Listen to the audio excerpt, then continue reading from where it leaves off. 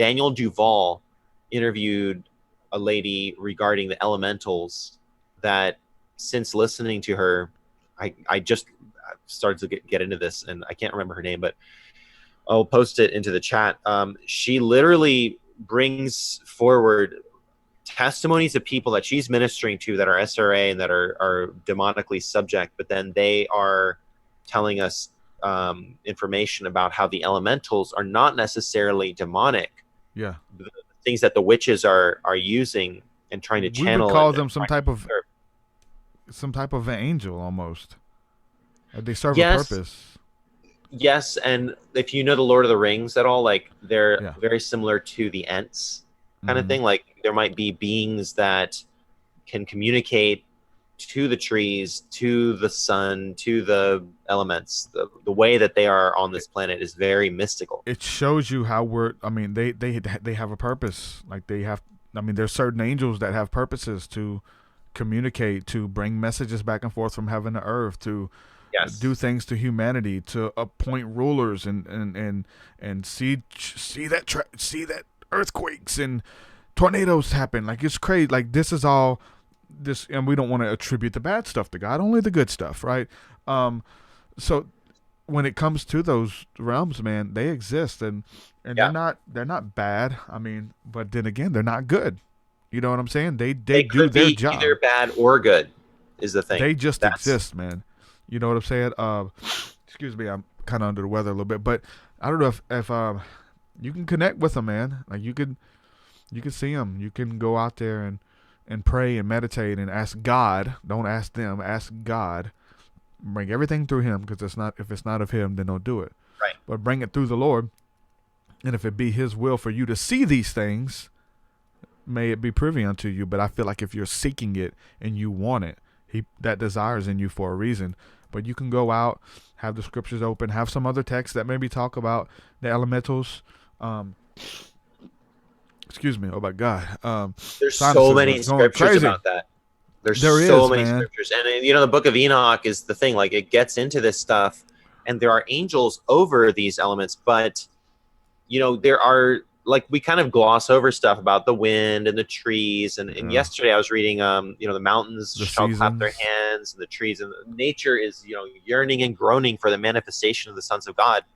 We need to stop being afraid of stuff that the witches are using, because one They're thing not that was afraid. confirmed to me, because I go through a lot of mind battles too, like everybody, but Yeah. I have to be listening to stuff. Like sometimes I can't sleep unless I'm getting something of the truth being downloaded. I could listen to your show. I can listen to the Bible just by itself.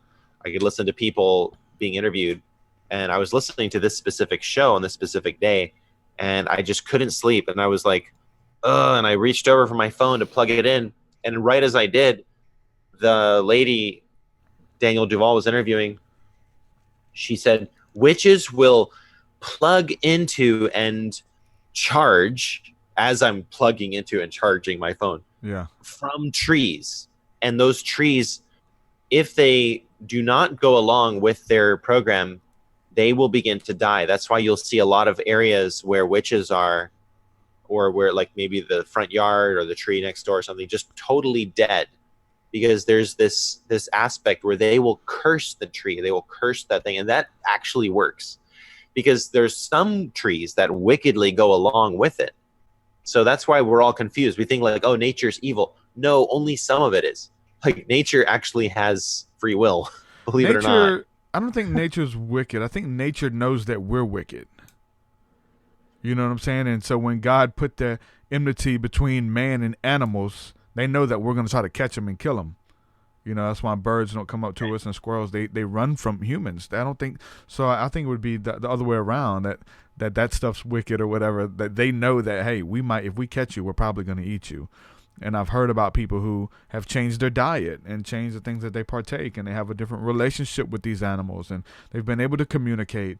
And this is talking about, magic mushrooms, but I've talked to a friend of mine who was on magic mushrooms at one time, and he said he walked outside, and then he said he started communicating with the tree, and the tree is like, man, I watched you grow up, and I've been watching over you, providing shade for you and your family, and like this tree, like communicating with him because he was on that wavelength and just telling him how proud he was of him and about him watching him since he was a boy and all of this crazy stuff. And I haven't had those experiences on magic mushrooms, but I have been in a time of meditation outside in the cool of the day, like when Adam walked with God, and I've been out there meditating and reading some materials on Manly P. Hall and spending some time in meditation early. And I was meditating and I wanted to connect, and I opened my eyes and I was surrounded by birds. There were birds all around me, and I was like, oh my God, if I move, they're gone. And they literally were like probably 80 birds out there just all around me in my chair. And then the wind started blowing, and the trees the leaves started doing like the whirlwind and got up, and I could see the wind blowing through the trees, and it would start, and it was just this magical enchanted place that I was in that's always existed. I've just become conscious of it. It's always there. It didn't just happen. Wow, and I seen it. It's always there. It's whenever you change the way you think, change your you got stuff to do. We gotta go. It's like the little rabbit off of Alice in Wonderland. Oh, gotta go. But when you slow down, you can be like Alice and be taken down through there and see the majestic things of the world and how the universe works and what are they? What is there anything in the Bible? There may be a little bit in the Bible, but the Jewish mystics believe it, and they wrote a book called the Zohar, and you get into the Kabbalah where they go into more detail about these specific angels who guard over time, and angels who guard over the wind, and the angels who are over the stars, and even Enoch talks about it, and the Bible gives some reference back and forth, and it's like, wow, all of this stuff starts to connect, and then you become an experiencer. And then on top of that, you have the text to prove it and back it up for yourself and for others too if they want to learn, right? You have the text there. And so that's what it's been about for me, is like learning these deep truths and then going out experiencing them. And then on the other hand, experiencing crazy stuff and say, okay, God, where is this? And the fact of the matter is a lot of stuff that we already know because the word of God is written upon our hearts.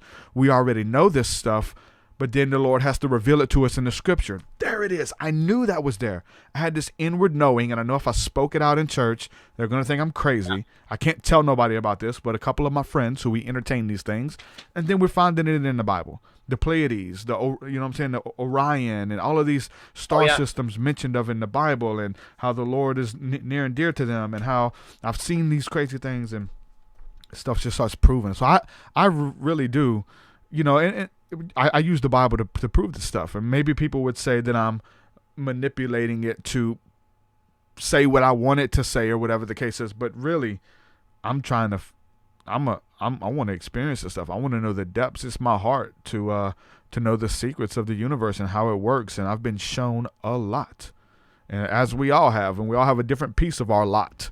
We bring it together and say, hey, this is what I've seen, and say, wow, I've done the same thing, or hey, I want to try that. And other people's stories and testimonies about, their revelation of the word, and then backed with practical experience. That was the thing that I think Jim Wilhelmsen always said, that practical experience. And I've been repeating that ever since I heard him back in the day. Practical experience, and that's what it's about. Chris Garner, we got a bunch of comments here in the chat. Michael Basham just stepped away for a second. But Chris Garner says, nature is protective of its life. It's really good that you say that, man, that you bring that up, because I don't know if you remember, but I had Dandelion on the podcast, and he mentioned, my wife had a question for him. She wasn't on, but I asked him a question for her. He gets into, plants and knowing what plants are edible and what purpose of the plants and trees and stuff are. There's a name for it. I can't think of it right off. Chris Garner, I know you can post that, but she's severely allergic to poison ivy. Like, it almost eats through her skin. It's so bad. It literally is like a poison. And she wanted me to ask him about what's the purpose. And he talked about how poison ivy's purpose is kind of shown to be the protector of the forest. It's on like the outskirts and the outer rims to protect on the outskirts of it. So I thought that was really cool. So nature is protective of itself, and nature will take over if we don't cultivate and we just stop cutting the grass and all that stuff. Nature will eat all of this stuff. They're finding pyramids and civilizations that are underwater and that are under the dirt and under the trees, and they're they got a rock. They uncover this rock, and the rock is a freaking 700-foot pyramid or something. You know what I'm saying? Wow. That is just gone. And so if we don't do anything, nature is gonna, you know what I'm saying, eat this whole world. If we stop cutting the grass and you stop replacing the roads and all that stuff, nature would, I don't know how long it would take, but it would eat all of this stuff and it would replenish it. That makes you wonder, like, the past civilizations, there must be many of those from the backwards history. I mean, the fact that they've only they're finding them is crazy, right? The one in Turkey, man. What is it?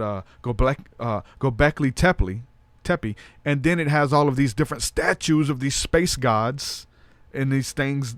It's like, hold on, man. These people were here before us. They were in touch with something. They're finding these civilizations, man.